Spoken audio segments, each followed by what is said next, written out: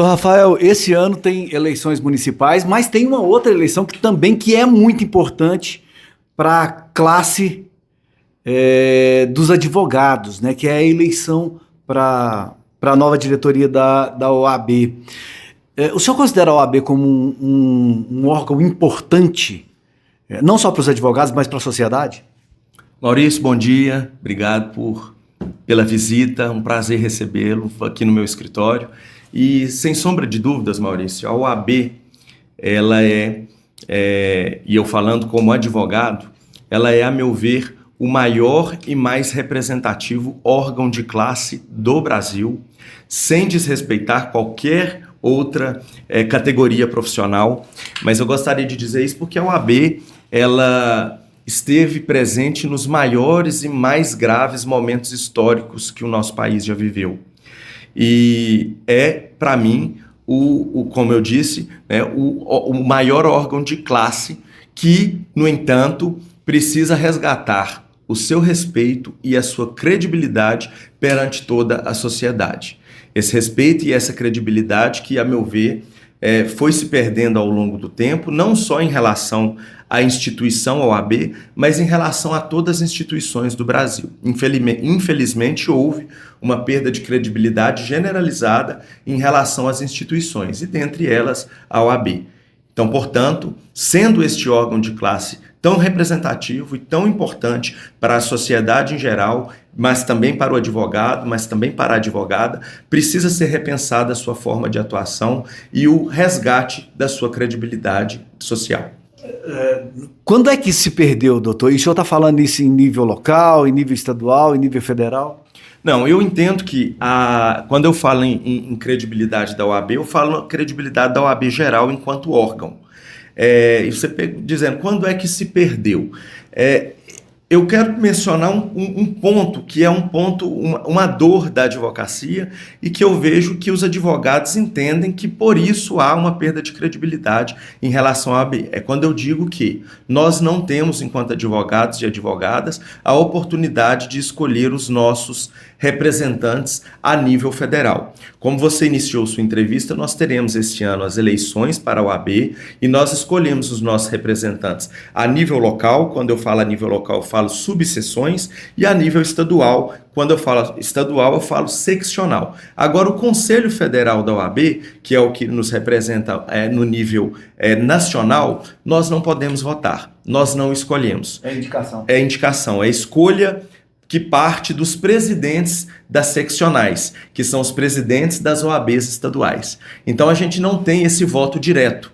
Então, nós não exercemos esse voto direto. E isso, perante a advocacia, é uma dor muito grande. Porque quando a gente não está satisfeito com a diretoria local, com a diretoria estadual, a gente troca, a gente vota, a gente muda. Mas a nível estadual, quando a gente não está satisfeito, e eu sei que isso é o sentimento da maioria dos advogados, a gente não pode fazer nada. E aí sim é onde reside, a meu ver, e modéstia à parte, a minha opinião, a perda de credibilidade da OAB perante a própria classe. Agora, doutor, também o advogado ele tem uma certa culpa, né? Muitos deles estão muito distantes da causa. Eu não sei se porque a OAB não dá essa abertura ou porque as pessoas estão muito envoltas aos seus próprios problemas. O senhor está disposto a participar? Vai lançar uma chapa para concorrer esse ano? Obrigado pela pergunta, Maurício. Eu vejo que isso que você disse é uma grande verdade. O distanciamento do advogado em relação à OAB e a perda do sentimento de pertencimento à sua classe. E são vários fatores para que isso tenha ocorrido, né? São fatores externos, mas também fatores internos, né? O próprio advento do processo eletrônico, onde eu faço tudo do meu escritório, eu peticiono do meu escritório, eu faço audiência do meu escritório, eu faço sustentação oral do meu escritório, fez com que diretamente a gente tenha perdido o contato não só e o distanciamento não só do advogado com o Poder Judiciário, mas o distanciamento entre os colegas, entre colega advogado, entre os colegas advogados.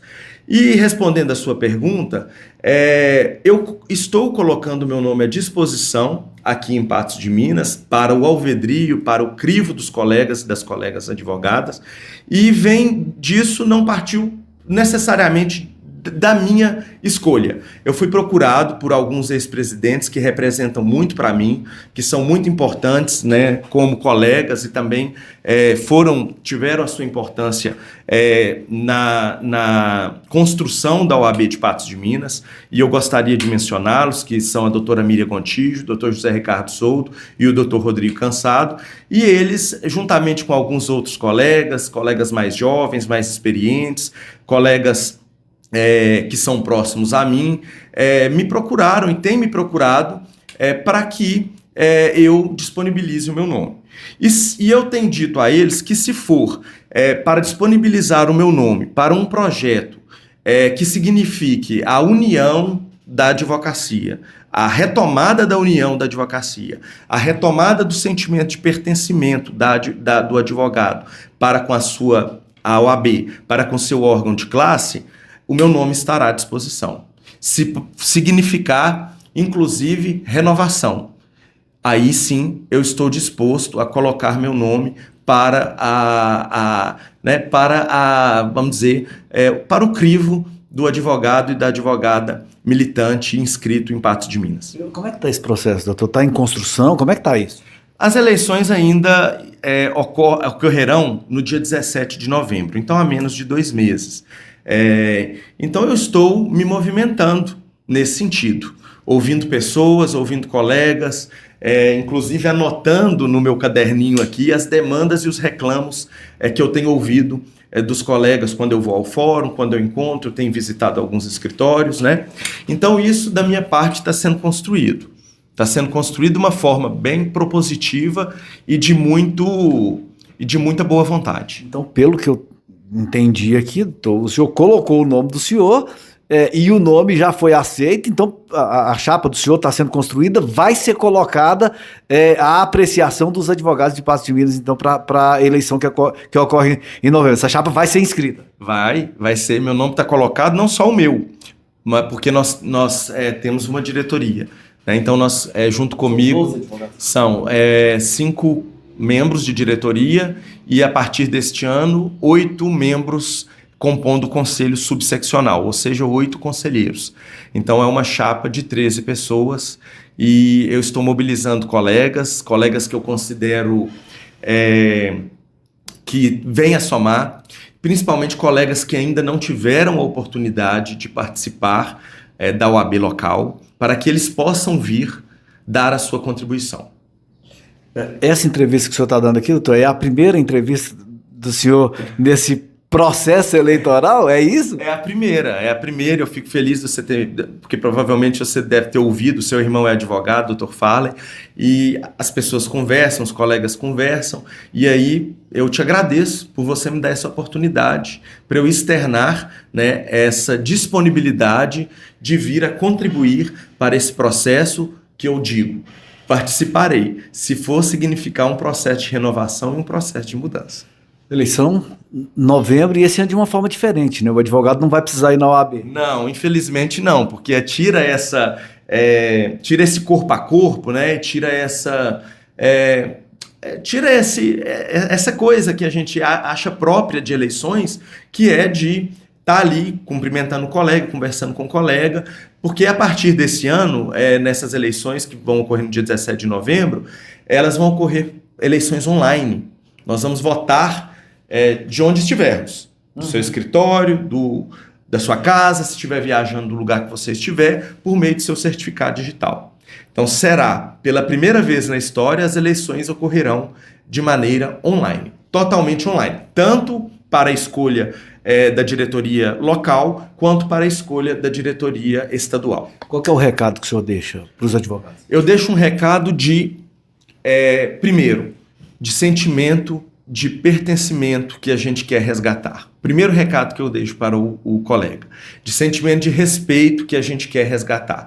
A gente quer que o colega vá para a sede da OAB, que fica na Padre Almir, próximo ao fórum, e se sinta dentro de casa. Que ele se sinta ali acolhido. E eu tenho ouvido muitas reclamações de colegas que se sentem um peixe fora d'água na casa do advogado, que deveria ser, de fato, a casa do advogado. Então a gente precisa resgatar esse respeito ao colega, precisamos repensar o dia a dia do colega advogado. E quando eu falo isso, eu falo no seguinte: devemos pensar oportunidades para aquele colega recém-formado, que está aí começando a sua carreira, mas nós temos que pensar também naquele colega mais experiente que está se sentindo alijado da advocacia em decorrência das constantes inovações tecnológicas que vêm ocorrendo e ele às vezes não sabe como se adaptar àquilo ali.